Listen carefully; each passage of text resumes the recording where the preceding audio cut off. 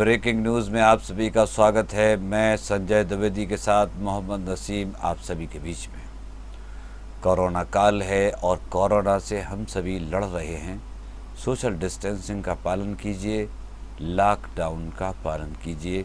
अपने आस पड़ोस, गरीब, मज़दूर जो भी रहते हैं ज़रूरतमंद, उनका ख्याल रखिए।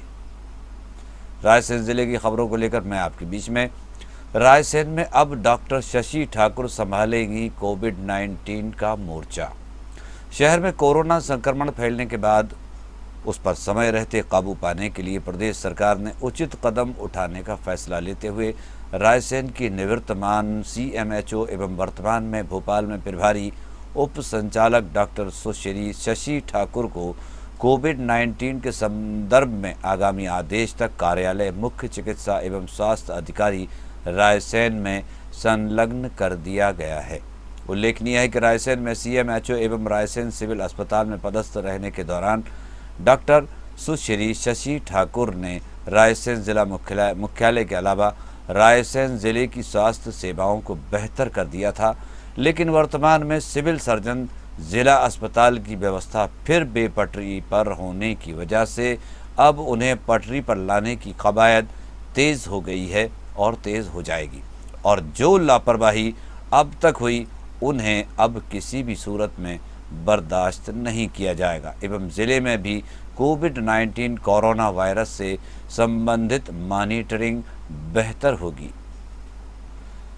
सभी निर्देश राजभाषा हिंदी में जारी करें, मंत्री श्री पटेल। कृषि विभाग एवं किसान कल्याण मंत्री कमल पटेल ने प्रमुख सचिव को निर्देश दिए हैं कि समस्त विभागीय निर्देश राजभाषा हिंदी में जारी करना सुनिश्चित करें। उन्होंने कहा कि मध्य प्रदेश में विभाग के उद्देश्य एवं महत्व को दृष्टिगत रखते हुए समस्त योजनाएं किसानों के कल्याण को लक्षित कर तैयार की जाती हैं। किसानों से संबंधित जारी होने वाले समस्त विभागीय दिशा निर्देश एवं पत्राचार सरलीकृत रूप में राजभाषा हिंदी में ही जारी करें। श्री पटेल ने सभी विभागीय अधिकारियों को दिशा निर्देश जारी करने को कहा है। रबी उपार्जन में 41,000 किसानों के खातों में सीधे पहुंचे 258 करोड़ 4,75,000। किसानों से खरीदा गया 33 लाख मीट्रिक टन गेहूं। प्रदेश में इस वर्ष रबी उपार्जन में आज तक 4,75,000 किसानों से 23 लाख मीट्रिक टन गेहूं की समर्थन मूल्य पर खरीदी की जा चुकी है। खरीदी के लिए 1360 करोड़ रुपये की राशि भुगतान के लिए स्वीकृत हुई है, जिसमें से 258 करोड़ रुपये 41,000 किसानों के खातों में भुगतान कर दिया गया है। कुल उपार्जित गेहूं में से 17,50,000 मीट्रिक टन का गोदामों में सुरक्षित परिवहन किया जा चुका है। अब सार्वजनिक स्थानों पर थूकना कानूनन अपराध हो गया है। नगरीय विकास एवं आवास विभाग द्वारा सार्वजनिक स्थानों पर थूकना प्रतिबंधित है। विभाग के द्वारा ये आदेश कोरोना वायरस संक्रमण से बचाव के लिए सार्वजनिक स्थानों पर थूकने को प्रतिबंधित करने के लिए किए गए हैं। सार्वजनिक स्थल पर थूकता हुआ पाए जाने पर संबंधित स्थानीय नगरीय निकाय के आयुक्त अथवा नगर पालिका अधिकारी के द्वारा 1,000 रुपये के अर्थदंड से दंडित करने के लिए अधिकृत किया गया है।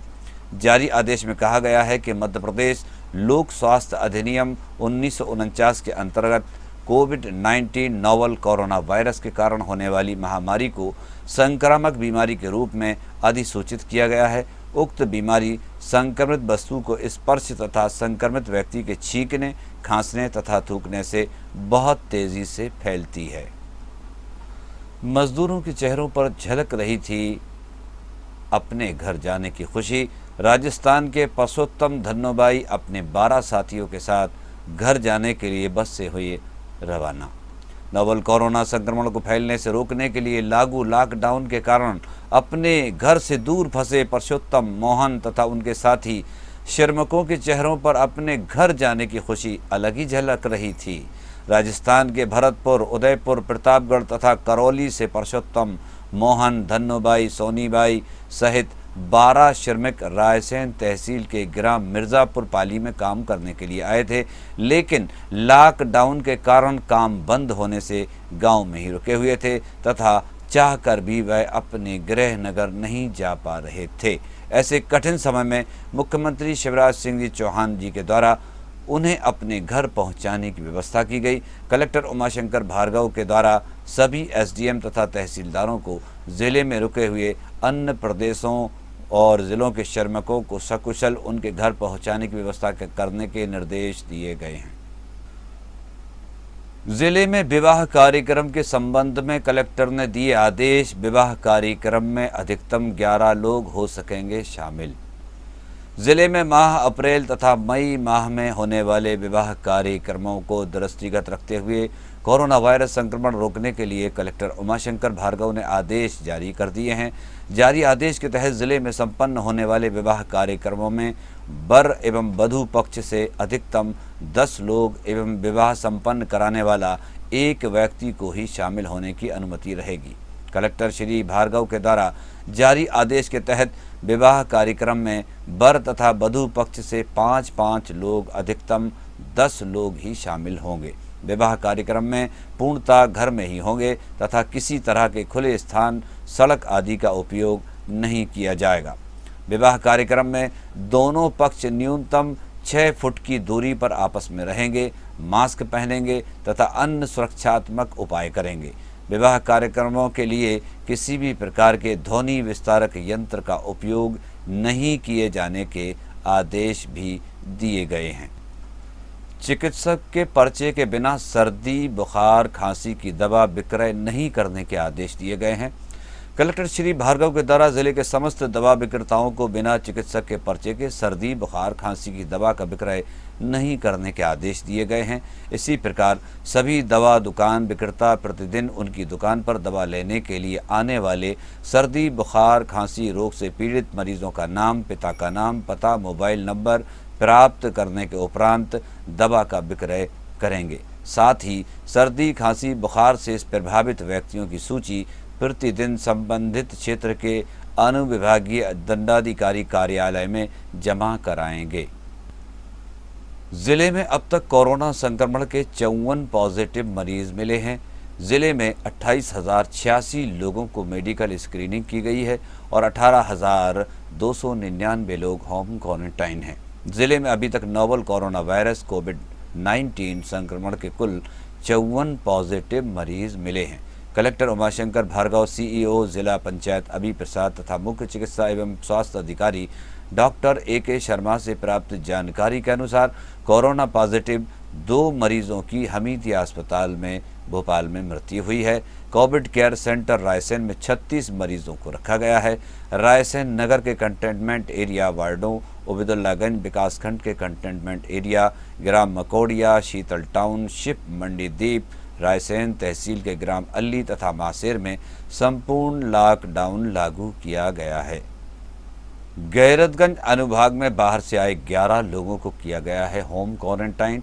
गैरतगंज एसडीएम सुश्री प्रियंका मेमरोट ने जानकारी दी है कि अनुभाग में अन्य जिलों से आए 66 मजदूरों को उनके गृह जिले कटनी, छिंदवाड़ा तथा 24 लोगों को उत्तर प्रदेश बसों के माध्यम से भेजा गया है। रैपिड रिस्पांस टीम के द्वारा ग्राम बाड्रे, खुमारी, बमौरी, गोदड़, करहोला, डुंगरिया में और दूसरे जिलों से प्रदेशों से आए 11 लोगों का स्वास्थ्य परीक्षण करते हुए उन्हें होम क्वारंटाइन किया गया है। बेगमगंज अनुभाग में बाहर से आए लोगों का किया गया स्वास्थ्य परीक्षण। बेगमगंज एसडीएम संजय उपाध्याय ने जानकारी दी है कि अनुभाग के कंट्रोल रूम में सूचना प्राप्त होने पर रैपिड रिस्पांस टीम के द्वारा ग्रामों में जाकर बाहर से आए लोगों का स्वास्थ्य परीक्षण किया गया, जिसमें सभी व्यक्ति स्वस्थ पाए गए। सिलवानी अनुभाग में 34 लोग संस्थागत क्वारंटाइन हैं। सिलवानी एसडीएम LK खरे ने जानकारी दी है कि 29 अप्रैल तक कुल 5 अधिकृत बसों के माध्यम से तथा 2 निजी वाहनों के माध्यम से अनुभाग के ग्रामों में रुके छिंदवाड़ा, नरसिंहपुर, बड़वानी जिलों के 370 श्रमिकों को उनके गृह नगर भेजा गया है।